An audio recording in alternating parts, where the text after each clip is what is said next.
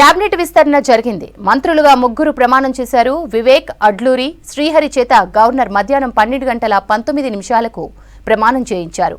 వీరికి రేపు లేదా ఎల్లుండి పోర్ట్ఫోలియో కేటాయించనుంది. మంత్రులుగా అవకాశం ఇవ్వడంతో అధిష్టానానికి రుణపడి ఉంటామన్నారు నేతలు. ఏ శాఖ కేటాయించినా ప్రజలకు 100% న్యాయం చేస్తామని చెప్పారు.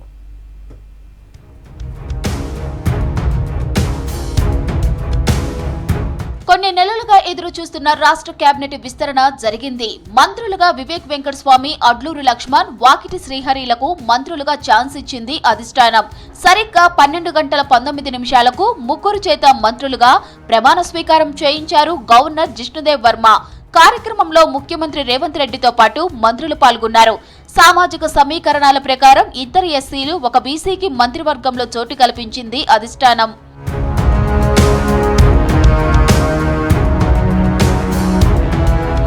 మొదట మంత్రిగా ప్రమాణం చేశారు చెన్నూరు ఎమ్మెల్యే గడ్డం వివేక్ వెంకటస్వామి. కాకా వారసుడిగా రాజకీయాల్లోకి వచ్చిన వివేక్ 2009లో కాంగ్రెస్ తరపున పెద్దపల్లి ఎంపీగా గెలిచారు.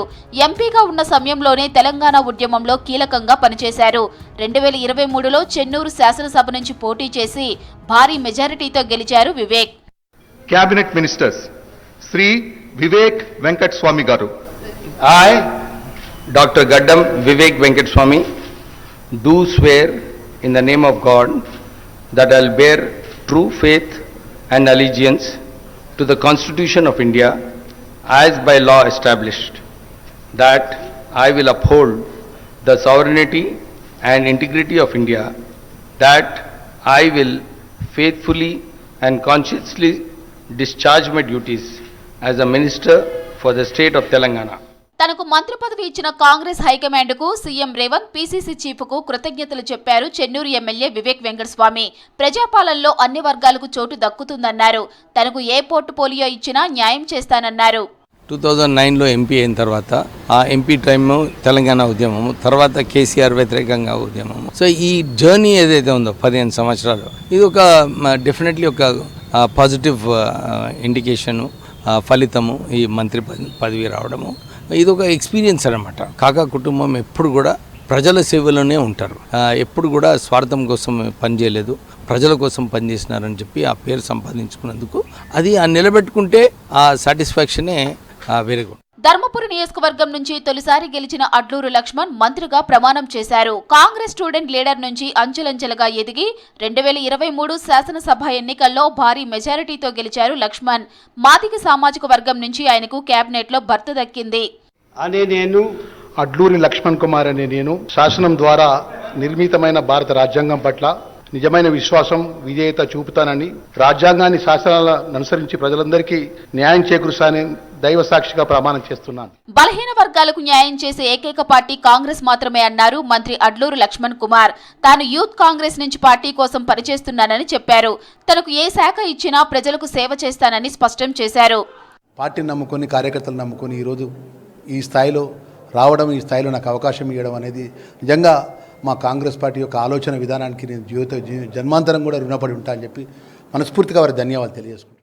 మక్తల్ నియోజకవర్గం నుంచి తొలిసారి ఎమ్మెల్యేగా ఎన్నికైన వాకిటి శ్రీహరి మంత్రిగా ప్రమాణం చేశారు.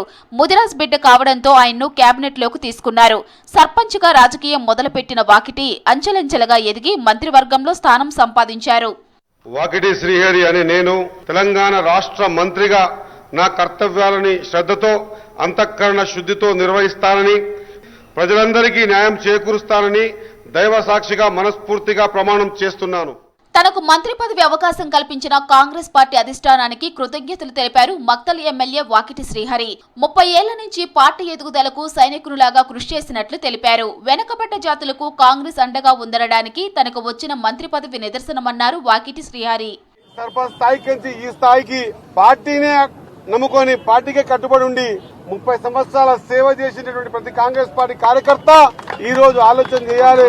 కాంగ్రెస్ పార్టీని నమ్ముకుంటే ఈ విధంగా ఈ స్థానంలో నిలబెట్టగలదు అనేటువంటి పరిస్థితి ఈరోజు కనిపించా ఉంది. కాబట్టి ఖచ్చితంగా అధిష్టానం నా మీద పెట్టినటువంటి ఈ బాధ్యతను పూర్తి స్థాయిలో నిర్వహిస్తానని విప్ నుంచి డిప్యూటీ స్పీకర్ గా ప్రమోట్ చేసిన కాంగ్రెస్ పార్టీకి రుణపడి ఉంటానన్నారు ఎమ్మెల్యే రామచంద్రు నాయక్. ఈ అవకాశం ఇచ్చిన అధిష్టానానికి ప్రత్యేక ధన్యవాదాలు తెలిపారు.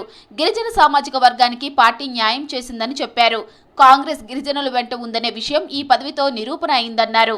గిరిజన సామాజిక వర్గాన్ని గౌరవిస్తూ మరి నన్ను డిప్యూటీ స్పీకర్ గా నియామకం చేసిన అధిష్టానానికి, రాష్ట్ర ప్రభుత్వానికి, అదేవిధంగా సీనియర్ కేబినెట్ మంత్రులందరికీ పేరు పేరున ధన్యవాదాలు తెలియజేస్తూ ప్రమాణం తర్వాత గవర్నర్ తో కలిసి గ్రూప్ ఫోటో దిగారు మంత్రులు. ప్రస్తుతం కేబినెట్ మంత్రుల సంఖ్య 15కు చేరింది. మరో 3కి ఛాన్స్ ఉన్నా త్వరలో మరో విస్తరణ చేపడతామని సర్కార్ క్లారిటీ ఇచ్చింది. ఈ విస్తరణలో సామాజిక కోణాన్ని దృష్టిలో పెట్టుకుని అధిష్టానం 3ని ఎంపిక చేసింది. ఎస్సీ సామాజిక వర్గం, బీసీ సామాజిక వర్గానికి విస్తరణలో చోటు దక్కింది. పేద కుటుంబంలో పుట్టి గవర్నర్ స్థాయికి ఎదిగిన సామాన్యుడిగానే జీవిస్తూ సమాజ హితం కోసం బండారు దత్తాత్రేయ కృషి చేస్తున్నారని అన్నారు వక్తలు. హైదరాబాద్లో దత్తాత్రేయ ఆత్మకథ పుస్తకాన్ని మాజీ రాష్ట్రపతి రామ్నాథ్ కోవింద్ ఆవిష్కరించారు. మాజీ ఉపరాష్ట్రపతి వెంకయ్యనాయుడు, 4 గవర్నర్లు, తెలుగు రాష్ట్రాల సీఎంలతో పాటు సుప్రీంకోర్టు మాజీ చీఫ్ జస్టిస్ ఎన్వి రమణ, మంత్రులు, ఎంపీలు, ఎమ్మెల్యేలు, పార్టీలకు అతీతంగా రాజకీయ నాయకులు పాల్గొన్నారు. నిత్యం ప్రజల కోసం తప్పించే మనిషిగా జీవితం మొత్తాన్ని ప్రజలకు అంకితం చేశారన్నారు నేతలు.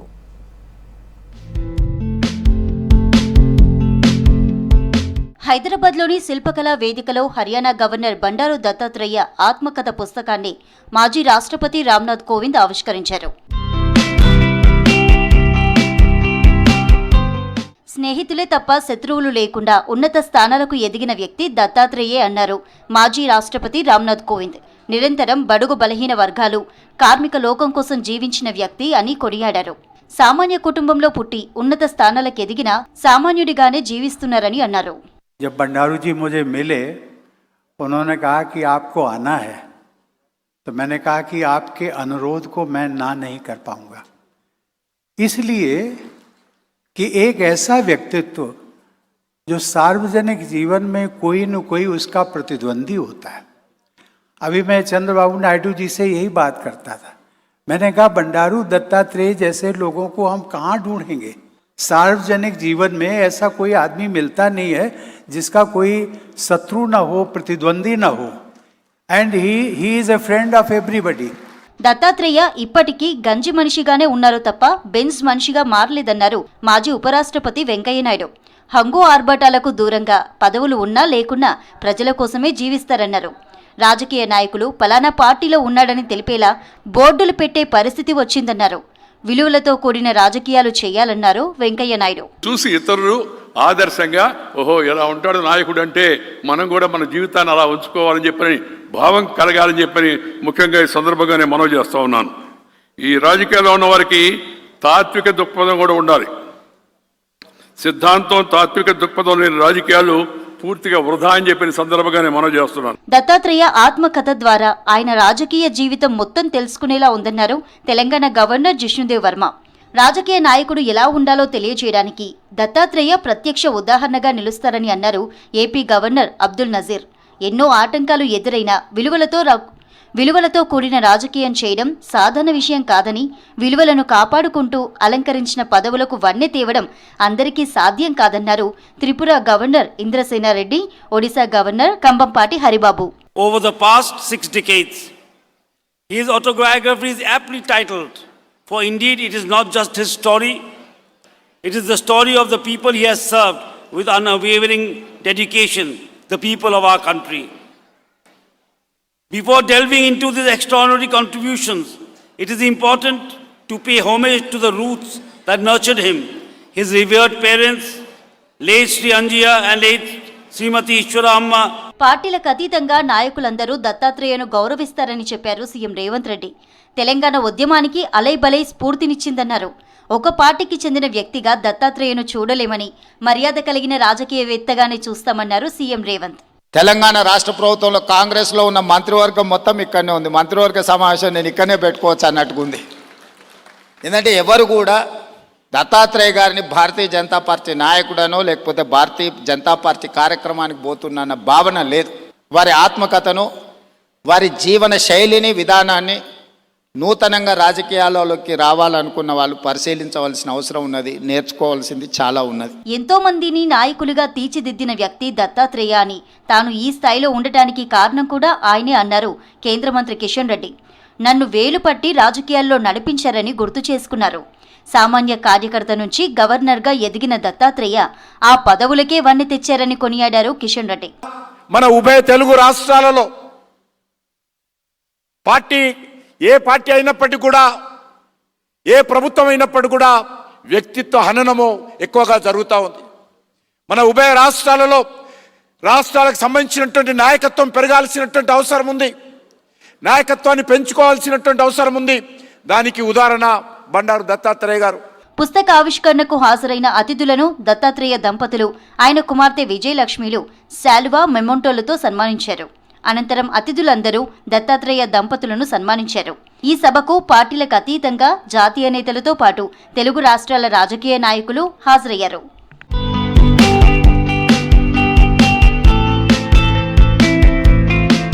జూబ్లీహిల్స్ ఎమ్మెల్యే మాగంటి గోపీనాథ్ అంత్యక్రియలను మహాప్రస్థానంలో ప్రభుత్వ అధికారిక లాంఛనాల మధ్య నిర్వహించారు.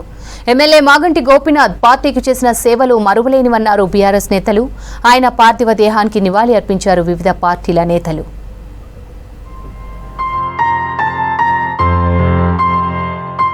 జూబ్లీహిల్స్ మహాప్రస్థానంలో ప్రభుత్వ లాంఛనాలతో బీఆర్ఎస్ ఎమ్మెల్యే మాగంటి గోపీనాథ్ అంత్యక్రియలు జరిగాయి. అంతకుముందు మాదాపూర్లోని మాగంటి నివాసం నుంచి వేలాది మంది జనం మధ్య అంతిమయాత్ర కొనసాగింది. అంతిమయాత్రలో బీఆర్ఎస్ నాయకులు, అభిమానులు, వివిధ పార్టీల నాయకులు పాల్గొన్నారు. మాగంటి గోపీనాథ్ పార్థివ దేహానికి నివాళులర్పించారు సీఎం రేవంత్ రెడ్డి. మాగంటి కుటుంబ సభ్యులను ఓదార్చారు. మాజీ సీఎం కేసీఆర్ మాగంటి పార్థివ దేహానికి నివాళులర్పించారు. భావోద్వేగంతో కన్నీరు పెట్టుకున్నారు కేసీఆర్. మాగంటి కుటుంబ సభ్యులను ఓదార్చారు. మాగంటి మరణం పార్టీకి తీరని లోటన్నారు కేసీఆర్. అంతిమయాత్రలో మాజీ మంత్రులు కేటీఆర్, హరీష్ రావులు మాగంటి పాడెను మోశారు. పీసీసీ చీఫ్ మహేష్ కుమార్తో పాటు పలువురు కాంగ్రెస్ నాయకులు అంతిమయాత్రలో పాల్గొన్నారు. గోపీనాథ్ ఆత్మకు శాంతి చేకూరాలని ప్రార్థిస్తూ వారి కుటుంబ సభ్యులకు ప్రగాఢ సానుభూతి తెలిపారు స్పీకర్ గడ్డం ప్రసాద్ కుమార్. మాగంటి మృతి పట్ల తీవ్ర దిగ్భ్రాంతి వ్యక్తం చేశారు మంత్రులు, ఎమ్మెల్యేలు, పార్టీల నాయకులు.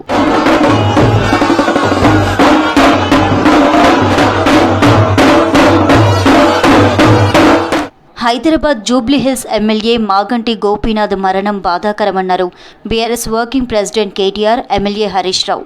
గోపీనాథ్ను కోల్పోవడం పార్టీకి తీరని లోటన్నారు. 3 సార్లు ఎమ్మెల్యేగా జూబ్లీహిల్స్ నియోజకవర్గ అభివృద్ధికి మాగంటి గోపీనాథ్ ఎంతో కృషి చేశారని చెప్పారు. ఆయన కుటుంబానికి తమ ప్రగాఢ సంతాపాన్ని తెలియజేశారు నేతలు. బీఆర్ఎస్ పార్టీకి అదేవిధంగా హైదరాబాద్ నగరంలో అభివృద్ధిని, అదేవిధంగా హైదరాబాద్ నగరంలో ఇక్కడ ఉన్న అందరితో కలివిడిగా ఉండే ఒక నాయకుడిని కోల్పోవడం అనేది అందరికీ కూడా తీవ్రమైన ఆవేదనని, తీవ్రమైన బాధని కలిగిస్తున్న సందర్భం. మాగంటి గోపీనాథ్ మృతి పార్టీకి తీరని లోటన్నారు బీఆర్ఎస్ ఎమ్మెల్సీ కవిత. మాదాపూర్లోని మాగంటి గోపీనాథ్ పార్థివ దేహానికి పూలమాలలు వేసి నివాళులర్పించారు కవిత. మాగంటి గోపీనాథ్ మృతి పట్ల వారి కుటుంబ సభ్యులకు ప్రగాఢ సానుభూతి తెలిపారు. మాగంటి గోపీనాథ్ గారి మృతి పార్టీకి తీరని లోటుగా భావిస్తూ ఉన్నాము.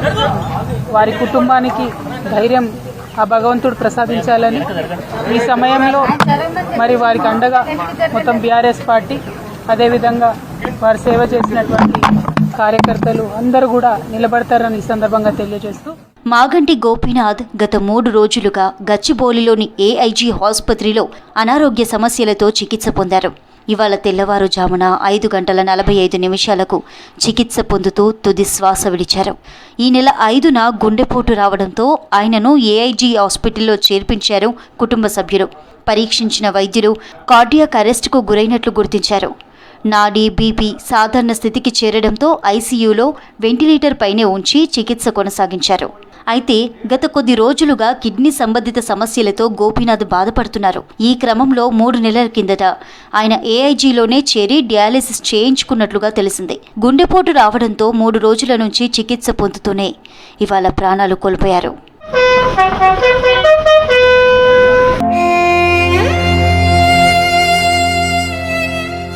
1963 జూన్ 2న కృష్ణమూర్తి మహానంద కుమారి దంపతులకు జన్మించారు మాగంటి గోపీనాథ్. 1980లో వెంకటేశ్వర ట్యుటోరియల్స్లో ఇంటర్మీడియట్ పూర్తి చేశారు. 1983లో ఉస్మానియా యూనివర్సిటీలో గ్రాడ్యుయేషన్ పూర్తి చేశారు మాగంటి. 1983లో టీడీపీలో జాయిన్ అయి క్రియాశీల రాజకీయాల్లోకి వచ్చారు. 1985 నుంచి 1992 వరకు తెలుగు యువత రాష్ట్ర అధ్యక్షుడిగా పనిచేశారు మాగంటి. అప్పటి నుంచి రాజకీయాల్లో తనకంటూ ఒక ప్రత్యేక స్థానాన్ని ఏర్పరచుకున్నారు మాగంటి గోపీనాథ్.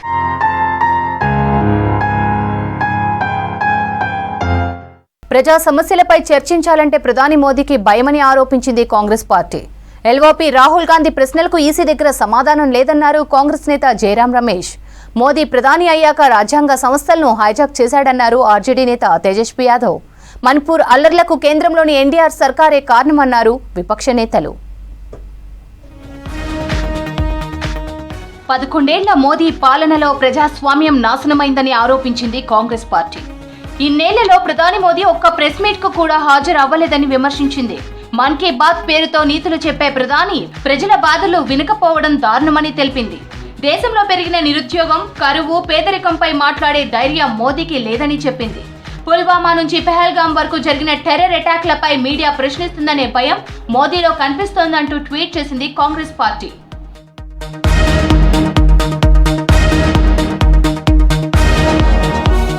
మహారాష్ట్ర ఎన్నికలపై ఎల్ఓపీ రాహుల్ గాంధీ ప్రశ్నలకు ఈసీ సరైన సమాధానం ఇవ్వడం లేదన్నారు కాంగ్రెస్ నేత జయరాం రమేష్. ఓటర్ లిస్టులు బహిర్గతం చేయడానికి అభ్యంతరం ఏంటని ప్రశ్నించారు. ఎన్నికల సంఘం తీరుపై అనేక అనుమానాలు ఉన్నాయన్నారు. ఎలక్షన్ కమిషన్ తరపున బీజేపీ చీఫ్ జేపీ నడ్డా ఎందుకు స్పందిస్తున్నారో అర్థం కావడం లేదన్నారు జయరాం రమేష్. 4-5 राज्यों में चुनाव होने वाले हैं. बिहार में, तमिलनाडु में, पश्चिम बंगाल में, केरला में, असम में अगले साल होने वाले हैं. इस साल तो बिहार में होगा. तो मैच फिक्सिंग जो है ना, ये तो बीजेपी तो माहिर है इसमें. अगर चुनाव आयोग एक निष्पक्ष, एक संवैधानिक संस्था है चुनाव आयोग, तो निष्पक्ष तरीके से वो अपना काम करें. 2 ही मांगे हैं राहुल जी ने, बार बार उन्होंने कहा है. चुनाव आयोग को 2 ही मांगे हैं, बस आप जो मांगे हैं पूरी कीजिए. దేశంలో గాడ్సే గాంధీ సిద్ధాంతాల మధ్య పోరాటం జరుగుతోందన్నారు కాంగ్రెస్ నేత రణదీప్ సూర్జేవాలా. మహాత్మా గాంధీ సిద్ధాంతాలపై కాంగ్రెస్ పనిచేస్తుంటే ప్రాంతీయత, కులమతాల ఆధారంగా ప్రజలను విభజించడానికి బీజేపీ కుట్ర చేస్తోందన్నారు. స్వాతంత్ర్య పోరాటంలో ఆర్ఎస్ఎస్ నేతలు బ్రిటిష్ వారితో ఉన్నారన్నారు. ఆర్ఎస్ఎస్ మొదటి నుంచి గాంధీని ద్వేషిస్తూ గాడ్సేను పూజిస్తుందన్నారు సూర్జేవాలా. आरएसएस ने तो कभी देश की जंग आज़ादी के संग्राम में भाग ही नहीं लिया. वो तो अंग्रेज़ के साथ थे. मुझे मालूम है कि नथुराम गोडसे उनके वो उपासक हैं. इस देश में भी गोडसे बनाम गांधी की विचारधारा की लड़ाई चल रही है. एक तरफ गांधी की विचारधारा है जिसने भारत को बनाया, दूसरी तरफ गोडसे की विचारधारा है जो जात और धर्म के आधार पर, क्षेत्रवाद के आधार पर पूरे देश को बांटना चाहते. మోదీ ప్రధాని అయ్యాక రాజ్యాంగ సంస్థలను హైజాక్ చేశాడన్నారు ఆర్జేడీ నేత తేజస్వి యాదవ్. ఎన్నికల సంఘాన్ని బీజేపీ అనుబంధ సంస్థగా మార్చడాన్ని విమర్శించారు. ఈసీ ఎన్నికల స్కెడ్యూల్ ప్రకటించడానికంటే ముందే బీజేపీ ఐటీ సెల్ కు స్కెడ్యూల్ వెళ్తోందని ఆరోపించారు. బీహార్లోని ప్రతి ఒక్కరూ అప్రమత్తంగా ఉండాలన్నారు. అన్ని సంస్థలు బీజేపీకి ప్రాక్సీగా పనిచేస్తున్నాయని చెప్పారు. బీహార్లో ఎన్డీఏ కూటమిని ఓడిస్తేనే అభివృద్ధి సాధ్యమన్నారు తేజస్వి యాదవ్. चुनाव आयोग इलेक्शन की घोषणा करता है चुनाव की तारीखों का, उससे पहले बीजेपी की आईटी सेल को पता होता है कि चुनाव कब होना है. तो ये बात तो है, लेकिन इन सब पे हम लोगों की नजरें हैं. लेकिन इसमें तो जो कॉन्स्टिट्यूशनल इंस्टीट्यूशंस है उनको ईमानदारी से जो है चुनाव कराना चाहिए और अपने दायित्वों का निर्वहन करना चाहिए. మణిపూర్లో శాంతి భద్రతలు రక్షించడంలో మోదీ సర్కార్ విఫలమైందన్నారు ఇండియా కూటమి నేతలు. 2 ఏళ్లుగా కొనసాగుతున్న హింసతో 270 మందికి పైగా ప్రాణాలు కోల్పోయారన్నారు. 60,000కు పైగా మణిపూర్ ప్రజలు రిలీఫ్ క్యాంపులో తలదాచుకుంటున్నారని చెప్పారు. ఇంత జరుగుతున్నా పీఎం మోదీ మణిపూర్ ఎందుకు వెళ్లడం లేదని ప్రశ్నించారు విపక్ష నేతలు. That's all for now.